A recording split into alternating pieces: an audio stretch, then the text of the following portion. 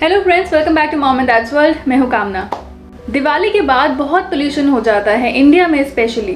तो इस टाइम पे सबसे ज़्यादा शिकायत आती है कोल्ड एंड कफ की। जो प्रेग्नेंट लेडीज़ होती हैं, जो छोटे बच्चे होते हैं या एस्थमेटिक पेशेंट्स होते हैं या फिर ओल्डर सिटीजन्स होते हैं, उनको इस टाइम पे बहुत प्रॉब्लम्स होती है। बहुत सारे लोगों ने मुझे सवाल पूछे हैं कि आप कोल्ड एंड कफ के दौरान क्या क्या होम रेमेडीज़ करते हैं।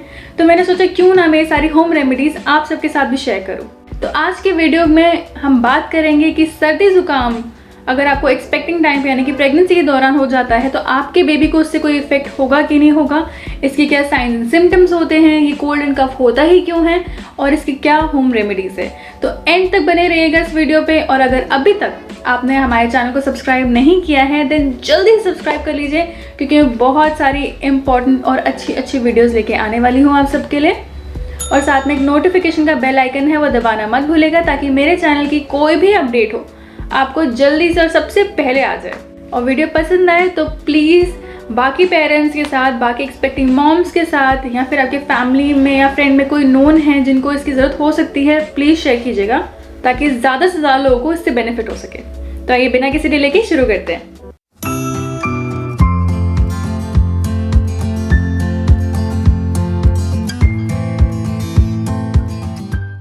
सबसे पहले तो जानते हैं कि प्रेगनेंसी के दौरान, प्रेगनेंसी एक ऐसी जर्नी होती है जिसके दौरान एक फीमेल बॉडी के अंदर बहुत सारे चेंजेस होते हैं और हर एक बॉडी अलग तरह से रिएक्ट करती है अलग अलग सिचुएशंस में, अलग अलग क्लाइमेट पे।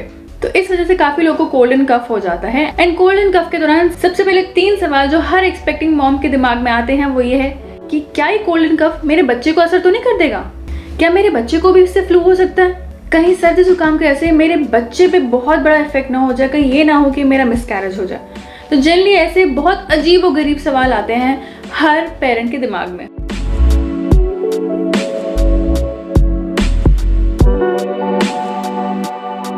तो सबसे पहले बात करते हैं कि क्या ये आपके बेबी को इम्पैक्ट कर सकता है। तो आप बिल्कुल निश्चिंत रह सकते हैं, कोल्ड एंड कफ आपके थ्रू आपके बेबी को when you are expecting transfer नहीं होता है। ये ब्लड ट्रांसमिटेड डिजीज नहीं है। कोल्ड एंड कफ एक नॉर्मल फ्लू, एक नॉर्मल वायरस की तरह होता है जो किसी इन्फेक्टेड पर्सन के दौरान या फिर किसी वायरस के इंटैक्ट होने के दौरान आपके अंदर आ जाता है, जिससे कि आपको कोल्ड एंड कफ हो जाता है। बट इसका मतलब ये नहीं है कि आप बिल्कुल लापरवाह हो जाएंगे। आपको अपनी सेहत का बहुत अच्छे से ख्याल रखना है कोल्ड के टाइम पे, ताकि आपकी ये प्रॉब्लम बढ़ ना जाए। क्योंकि अगर ये प्रॉब्लम बढ़ गई तो आपकी सिचुएशन खराब हो सकती है, देन आपको हॉस्पिटल जाना पड़ सकता है, मल्टीपल दवाइयाँ खानी पड़ सकती है, जो कि इस टाइम पे यानी कि प्रेगनेंसी के टाइम पे डॉक्टर्स मना करते हैं। तो एक्सट्रीम सिचुएशन से बचने के लिए जैसे ही आपको सर्दी जुकाम हो आपको तुरंत उस पर एक्शन लेना है। अब जानते हैं ये जुकाम यानी कि कोल्ड होता ही क्यों है।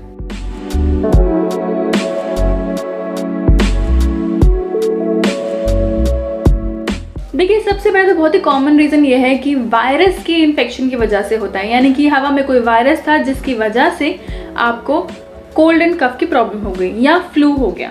दूसरा रीज़न ये होता है कि सर्दी के टाइम पे आपने कोई ठंडी चीज़ खा ली है, जैसे आपने आइसक्रीम खा ली है या ठंडा दूध पी लिया है, ठंडा पानी पी लिया है, जिसकी वजह से कोल्ड एंड कफ बहुत ही कॉमन है।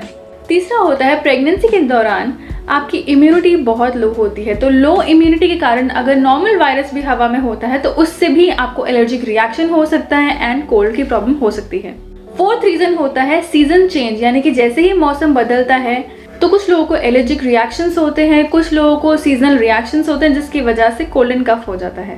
फिफ्थ होता है पोल्यूशन, क्योंकि इस टाइम पे दिवाली के बाद बहुत पोल्यूशन होता है तो स्पेशली इस दौरान बहुत लोगों को कोल्ड की प्रॉब्लम होती है। और आखिरी रीज़न ये है कि आपने प्रॉपर हाइजीन प्रैक्टिस नहीं करी है, यानी कि ज़्यादा अच्छे से आप हाथ वाथ नहीं धो पा रहे हैं या फिर कोई इन्फेक्टेड एरिया पे आपने टच कर दिया है, जिसकी वजह से आपको जुकाम की प्रॉब्लम हो गई है। गाइस, अब बात करते हैं कि इसके सिम्टम्स क्या होते हैं।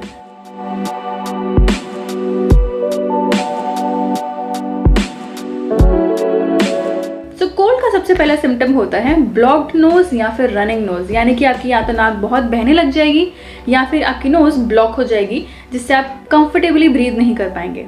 देन होता है कफिंग, यानी कि खांसना, इचीनेस फील होना गले में या फिर खराश सी महसूस होना, वो भी एक साइन एंड सिम्टम होता है कि आपका गला खराब होने वाला है या आपको सर्दी जुकाम होने वाला है।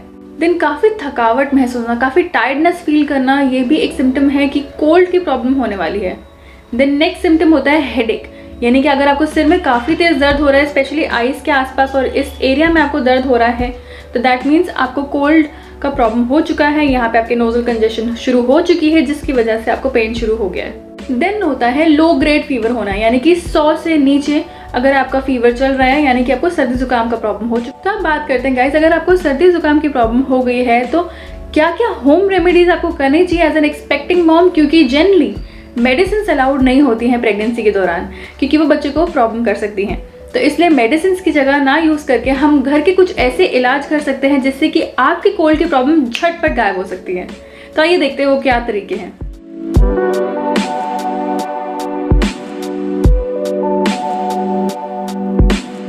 सबसे पहला पॉइंट बहुत इंपॉर्टेंट है, ये स्टीम दिन में 2 से 3 बार ज़रूर लें।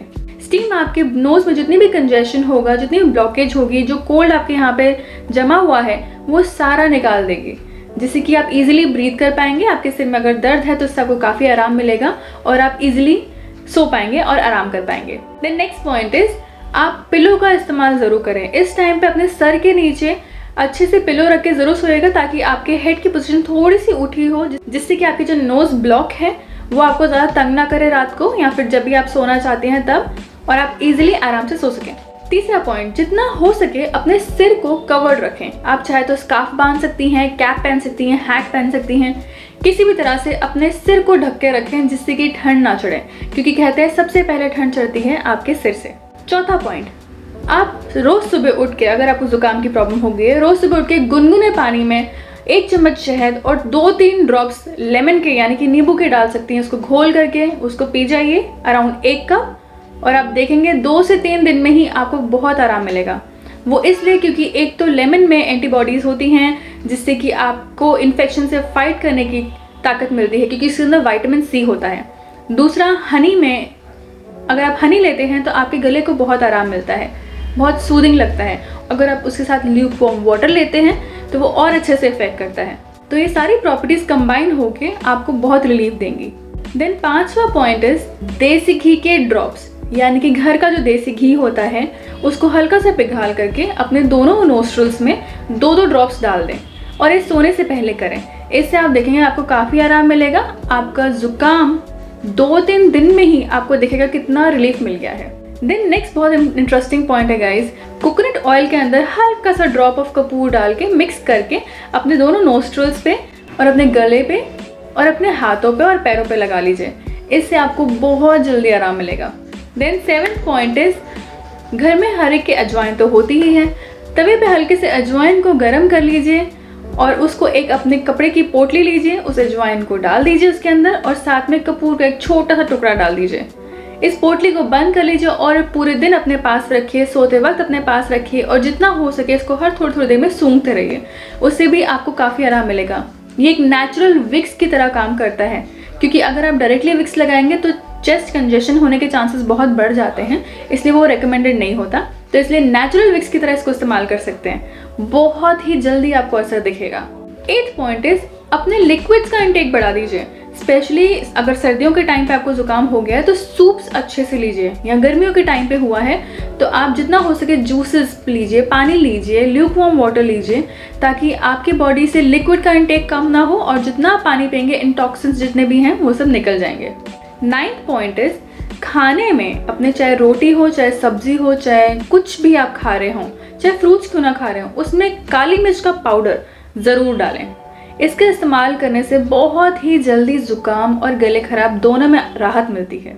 Then last but not the least, तुलसी का काढ़ा। ये बहुत ही इम्पॉर्टेंट है गाइज। ये आपको वैसे भी लेना चाहिए, लेकिन अगर आपको सर्दी जुकाम हो तो ये ज़रूर लें। बहुत सिंपल है इसको बनाना। आप जैसे चाय के लिए पानी उबालते हैं वैसे पानी उबालें, उसमें 2-3 पत्ते तुलसी के डाल दीजिए, साथ में एक छोटा टुकड़ा अदरक का डाल दीजिए, क्योंकि ज़्यादा अदरक भी नहीं ले सकते आप प्रेगनेंसी के दौरान, एक छोटा सा हल्का सा टुकड़ा भी काफ़ी है। बस उसको उबालने के बाद छान लीजिए और 1 चम्मच शहद के साथ मिला के पी लीजिए, जैसे हम ग्रीन टी पीते हैं उसी तरह से। ये बहुत ही इफ़ेक्टिव तरीका है जल्दी से कोल्ड एंड कफ को ठीक करने का। तो गाइस, बारी आती है अब टिप ऑफ द डे की। टिप ऑफ द डे ये है कि आप अपने डॉक्टर से पूछे बिना कोई भी मेडिसिन कंज्यूम ना कीजिए प्रेगनेंसी के दौरान, क्योंकि कोई भी मेडिसिन आपके बेबी को उल्टा इफेक्ट कर सकती है। तो इसलिए आपको डॉक्टर से सलाह लेना बहुत ज़रूरी है कि कौन सी मेडिसिन लें, कौन सी मेडिसिन ना लें। ये ना सोचिए कि ये तो बहुत नॉर्मल मेडिसिन है, हम बचपन से लेते आ रहे हैं तो इसमें कोई फ़र्क नहीं पड़ने वाला। आप प्लीज़ डॉक्टर को कंसल्ट कीजिए किसी भी मेडिसिन को इस्तेमाल करने से पहले। So guys, that's all from my side today. आज के लिए इतना ही। आज हमने बहुत सारी इंपॉर्टेंट चीज़ें डिस्कस करी। हमने जाना कि कोल्ड एंड कफ क्यों होता है, इसके साइंस एंड सिम्टम्स क्या होते हैं, और 10 इफेक्टिव होम रेमेडीज़ यानी कि 10 इफेक्टिव घरेलू नुस्खे मैंने आपके साथ शेयर करे हैं, जिससे कि अगर आप प्रेग्नेंट है और उस टाइम पे आपको कोल्ड एंड कफ हो गया है तो फटाफट से ठीक हो जाएगा वो। तो गाइज, आई होप ये वीडियो आपको पसंद आया। अगर पसंद आया है तो please like and subscribe to my channel. साथ में नोटिफिकेशन का बेल आइकन है वो दबाना मत भूलिएगा, और जितना हो सके ये शेयर कीजिए बाकी फ्रेंड्स एंड फैमिली के साथ, ताकि उन सबको भी इससे बेनिफिट मिल सके। और अगर ऐसा कोई पॉइंट है जो आपको पता है, या ऐसी कोई होम रेमेडी घरेलू नुस्खा है जो आप जानते हैं और मैंने वो कवर नहीं किया है, तो प्लीज़ वो कमेंट सेक्शन में ज़रूर बताइएगा, ताकि बाकी के फैमिली मेम्बर्स, बाकी की कम्युनिटी को हेल्प मिल सके। So guys, thank you so much for watching my video. Until next video, ciao.